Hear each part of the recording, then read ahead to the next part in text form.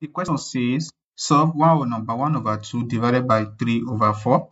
So the first problem is this 1 over number 1 over 2. What we are going to do is we change it from a mixed fraction to improper fraction. That is, 1 over number 1 over 2 can imply that 2 times 1, 2. Yes, is 2 plus 1. That is 3. So that will be 3 all over 2, right? So that will now imply that 3 over 2 divided by 3 over 4.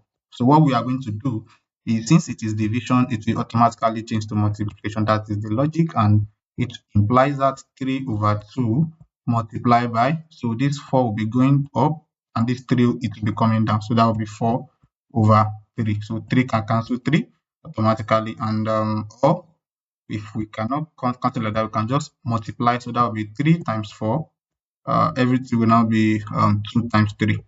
And it's just like that. 3 can cancel 3, 2 here, 1, 2 here, 2. So the answer is 1 times 2 over 1 times 1. So the answer is equals to 2. Thank you.